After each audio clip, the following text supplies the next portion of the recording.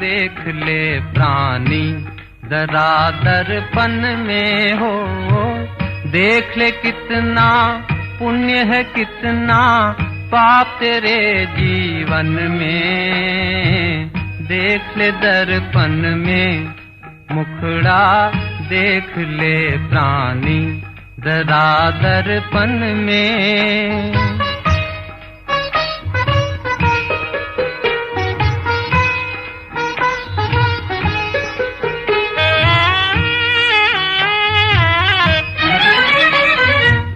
कभी तो पल भर सोच ले प्राणी, क्या है तेरी कर्म कहानी। कभी तो पल भर सोच ले प्राणी, क्या है तेरी कर्म कहानी। पता लगा ले, पता लगा ले पड़े हैं कितने दाग तेरे दामन में। देख ले दर्पण में मुखड़ा देख ले प्राणी जरा दर्पण में।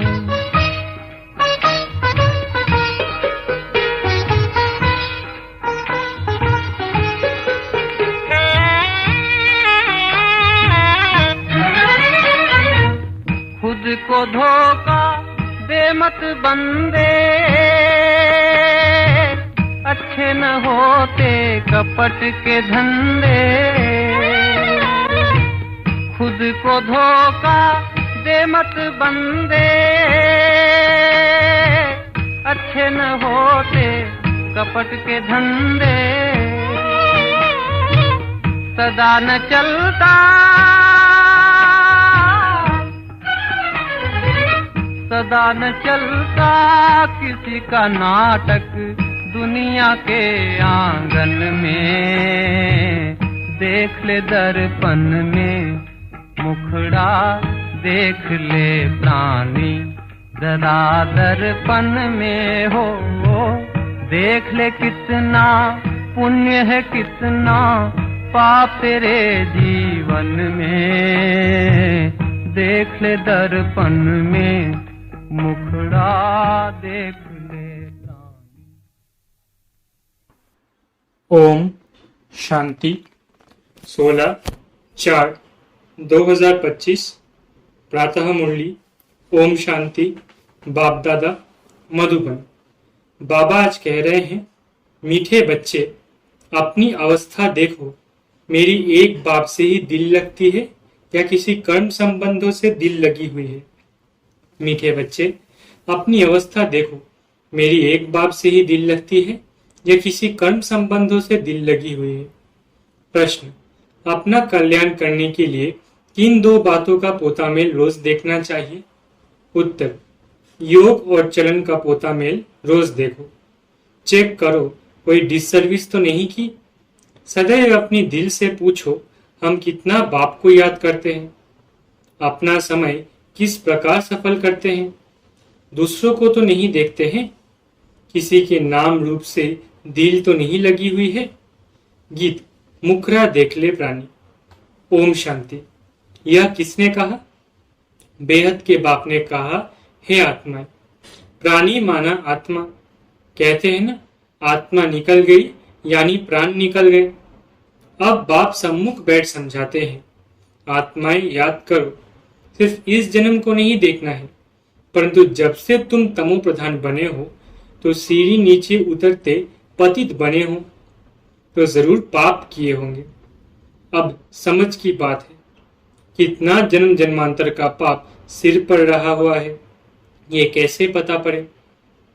अपने को देखना है, हमारा योग कितना लगता है। बाप के साथ जितना योग अच्छा लगेगा उतना विकर्म विनाश होंगे। बाबा ने कहा है, मेरे को याद करो तो गारंटी है तुम्हारे विकर्म विनाश होंगे। अपनी दिल अंदर हर एक देखे, हमारा बाप के साथ कितना योग रहता है।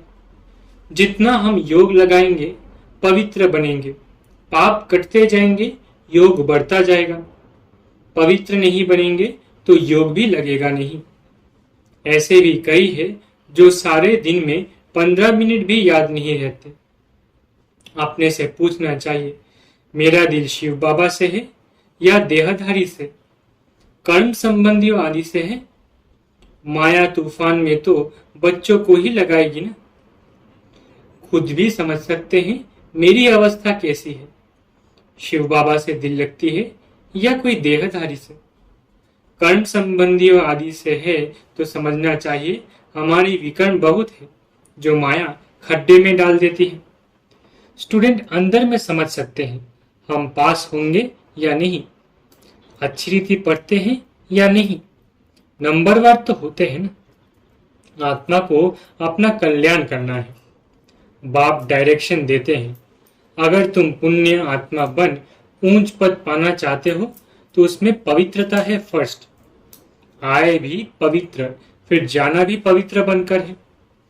पतित कभी ऊंच पद पा न सके। सदैव अपनी दिल से पूछना चाहिए, हम कितना बाप को याद करते हैं, हम क्या करते हैं। ये तो जरूर है पिछाड़ी में बैठे हुए स्टूडेंट की दिल खाती है।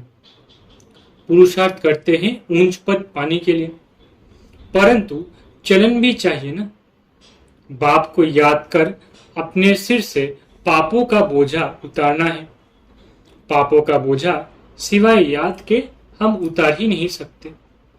तो कितना बाप के साथ योग होना चाहिए। ऊंचते ऊंच बाप आकर कहते हैं, मुझ बाप को याद करो तो विकर्म विनाश होंगे। टाइम नजदीक आता जाता है, शरीर पर भरोसा नहीं है। अचानक ही कैसे कैसे एक्सीडेंट हो जाते हैं। अकाले मृत्यु की तो फुल सीजन है। तो हर एक को अपनी जांच कर अपना कल्याण करना है। सारे दिन का पोता मेल देखना चाहिए, योग और चरण का। हमने सारे दिन में कितने पाप किए। मनसा वाचा में पहले आते हैं, फिर कर्मणा में आते हैं। अब बच्चों को राइटियस बुद्धि मिली है कि हमको अच्छे काम करने हैं। किसको धोखा तो नहीं दिया, फालतू झूठ तो नहीं बोला, डिससर्विस तो नहीं की। कोई किसी के नाम रूप में फंसते हैं तो यज्ञ पिता की निंदा कराते हैं। बाप कहते हैं किसको भी दुख ना दो, एक बाप की याद में रहो। ये बहुत जबरदस्त फिकरात मिली हुई है। अगर हम याद में नहीं रह सकते हैं तो क्या गति होगी। इस समय गफलत में रहेंगे तो पिछाड़ी को बहुत पछताना पड़ेगा। ये भी समझते हैं जो हल्का पद पाने वाले हैं वो हल्का पद ही पाएंगे। बुद्धि से समझ सकते हैं हमको क्या करना है। सबको यही मंत्र देना है कि बाप को याद करो। लक्ष्य तो बच्चों को मिला है, इन बातों को दुनिया वाले समझ नहीं सकते। पहली मुख्य बात है ही बाप को याद करने की। रचयिता और रचना की नॉलेज तो मिल गई। रोज रोज कोई ना कोई नई नई पॉइंट्स भी समझाने के लिए दी जाती है। जैसे विराट रूप का चित्र है, इस पर भी तुम समझा सकते हो कैसे वर्णों में आते हैं। ये भी सीढ़ी के बाजू में रखने का चित्र है। सारा दिन बुद्धि में यही चिंतन रहे कि कैसे किसको समझाऊं। सर्विस करने से भी बाप की याद रहेगी। बाप की याद से ही विकर्म विनाश होंगे। अपना भी कल्याण करना है। बाप ने समझाया है तुम्हारे पर 63 जन्मों के पाप है। पाप करते करते सतो प्रधान से तमो प्रधान बन पड़े हो। अब मेरा बनकर फिर कोई पाप कर्म नहीं करो। झूठ, शैतानी, घर फिटाना, सुनी सुनाई बातों पर विश्वास करना, ये धूतीपना बड़ा नुकसान कारक है। बाप से योग ही तुड़ा देता है तो कितना पाप हो गए। गवर्नमेंट के भी धूते होते हैं। गवर्नमेंट की बात किसी दुश्मन को सुनाए बड़ा नुकसान करते हैं तो फिर उन्हों को बड़ी कड़ी सजा मिलती है। तो बच्चों के मुख से सदैव ज्ञान रत्न निकलने चाहिए। उल्टा सुल्टा समाचार भी एक दो से पूछना नहीं चाहिए। ज्ञान की बातें ही करनी चाहिए। तुम कैसे बाप से योग लगाते हो, कैसे किसको समझाते हो, सारा दिन यही ख्याल रहे। चित्रों के आगे जाकर बैठना बैठ जाना चाहिए। तुम्हारी बुद्धि में तो नॉलेज है ना। भक्ति मार्ग में तो अनेक प्रकार के चित्रों को पूजते रहते हैं, जानते कुछ भी नहीं। ब्लाइंड फेथ, आइडल वर्शिप, मूर्ति पूजा, इन बातों से भारत मशहूर है। अभी तुम ये बातें समझाने में कितनी मेहनत करते हो। प्रदर्शनी में कितने मनुष्य आते हैं, भिन्न भिन्न प्रकार के होते हैं। कोई तो समझते हैं ये देखने समझने योग्य है, देख लेंगे, फिर सेंटर पर कभी नहीं जाते। दिन प्रतिदिन दुनिया की हालत भी खराब होती जाती है। झगड़े बहुत है, विलायत में क्या क्या हो रहा है बात मत पूछो। कितने मनुष्य मरते हैं। तमो प्रधान दुनिया है ना। भल कहते हैं बॉम्ब्स नहीं बनाने चाहिए, परंतु वो कहते हैं तुम्हारे पास ढेर रखे हैं तो हम फिर क्यों ना बनाए। नहीं तो गुलाम होकर रहना पड़े। जो कुछ मत निकलती है विनाश के लिए। विनाश तो होना ही है। कहते हैं शंकर प्रेरक है, परंतु इसमें प्रेरणा आदि की तो बात नहीं। हम तो ड्रामा पर खड़े हैं। माया बड़ी तेज है, हमारे बच्चों को भी विकारों में गिरा देती है। कितना समझाया जाता है कि देह के साथ प्रीत मत रखो, नाम रूप में मत फंसो, परंतु माया भी तमो प्रधान ऐसी है, देह में फंसा देती है, एकदम नाक से पकड़ लेती है, पता नहीं पड़ता है। बाप कितना समझाते हैं श्रीमत पर चलो, परंतु चलते नहीं। रावण की मत झट बुद्धि में आ जाती है, रावण जेल से छोड़ता नहीं। बाप कहते हैं अपने को आत्मा समझो, बाप को याद करो, बस अब तो हम गए। आधा कल्प के रोग से हम छूटते हैं। वहां तो है ही निरोगी काया, यहाँ तो कितने रोगी है। ये रौरव नर्क है ना। भल वो लोग गरुड़ पुराण पढ़ते हैं, परंतु पढ़ने अथवा सुनने वालों को समझ कुछ भी नहीं है। बाबा खुद कहते हैं आगे भक्ति का कितना नशा था, भक्ति से भगवान मिलेगा, ये सुनकर खुश हो भक्ति करते रहते थे। पतित बनते हैं तब तो पुकारते हैं हे पतित पावन आओ। भक्ति करते हो ये तो अच्छा है, फिर भगवान को याद क्यों करते। समझते हैं भगवान आकर भक्ति का फल देंगे। क्या फल देंगे वह किसको पता नहीं।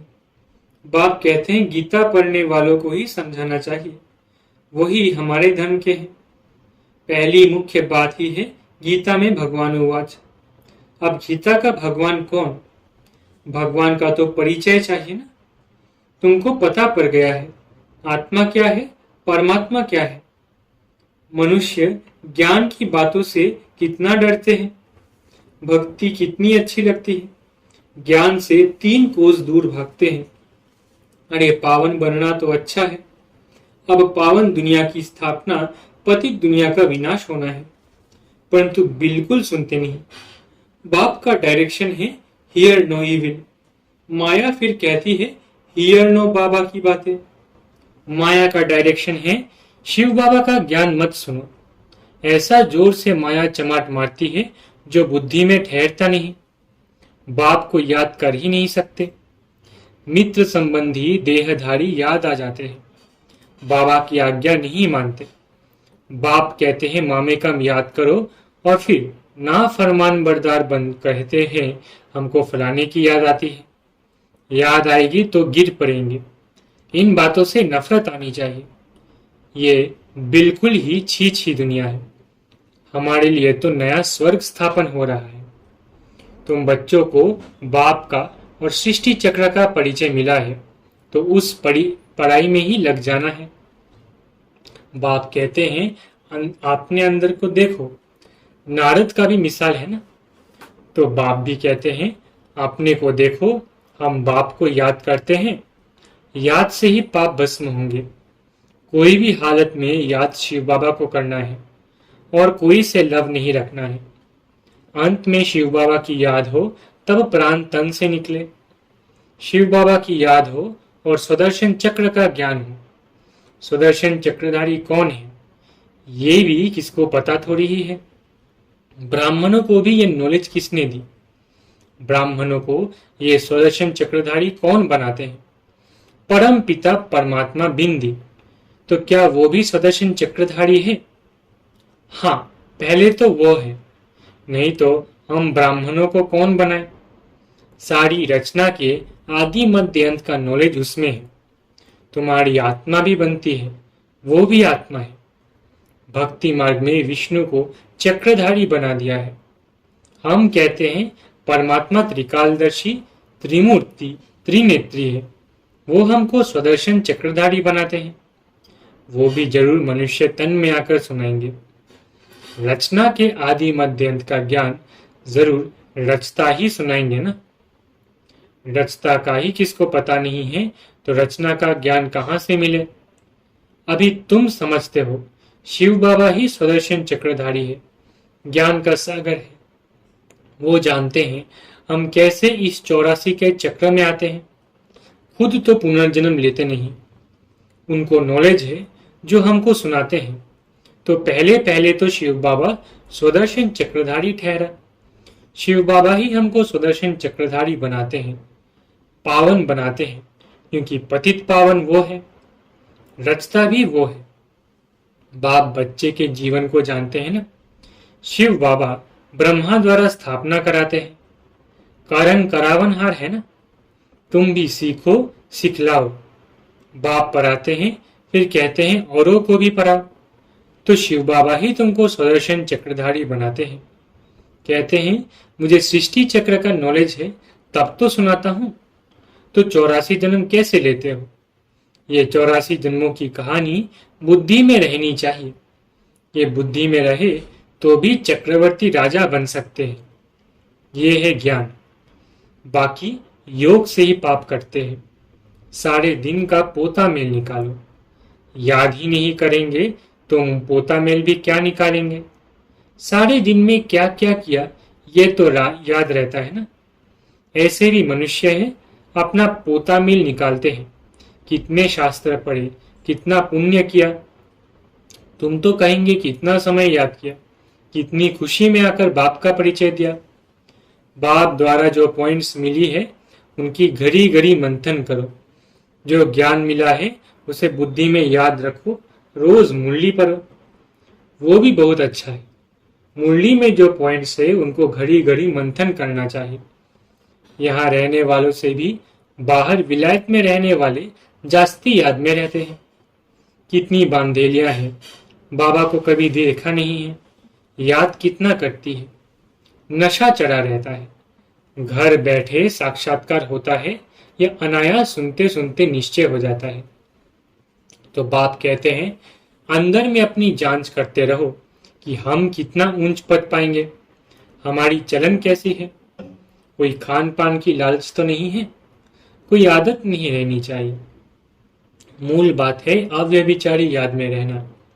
दिल से पूछो हम किसको याद करता हूं, कितना समय दूसरों को याद करता हूं। नॉलेज भी धारण करनी है, पाप भी काटने हैं। कोई कोई ने ऐसे पाप किए हैं जो बात मत पूछो। भगवान कहते हैं ये करो, परंतु कह देते हैं परवश है, अर्थात माया के वश है। अच्छा, माया के वश ही रहो। तुम्हें या तो श्रीमत पर चलना है या तो अपनी मत पर। देखना है इस हालत में हम कहां तक पास होंगे, क्या पद पाएंगे। 21 जन्म का घाटा पड़ जाता है। जब कर्मातीत अवस्था हो जाएगी तो फिर देह अभिमान का नाम नहीं रहेगा। इसलिए कहा जाता है देही अभिमानी बनो। अच्छा, मीठे मीठे सिकिलधे बच्चों प्रति माता पिता बाप दादा का याद प्यार और गुड मॉर्निंग। रूहानी बाप की रूहानी बच्चों को नमस्ते। हम रूहानी बच्चों की रूहानी माता पिता बाप दादा को याद प्यार, गुड मॉर्निंग और नमस्ते। धारणा के लिए मुख्य सार। पहला, कोई भी कर्तव्य ऐसा नहीं करना है जिससे यज्ञ पिता की निंदा हो। बाप द्वारा जो राइटियस बुद्धि मिली है उस बुद्धि से अच्छे कर्म करने हैं, किसी को भी दुख नहीं देना है। दूसरा, एक दो से उल्टा सुल्टा समाचार नहीं पूछना है, आपस में ज्ञान की ही बातें करनी है। झूठ, शैतानी, घर फिटाने वाली बातें ये सब छोड़ मुख से सदैव रत्न निकालने हैं। इविल बातें न सुननी है, न सुनानी है।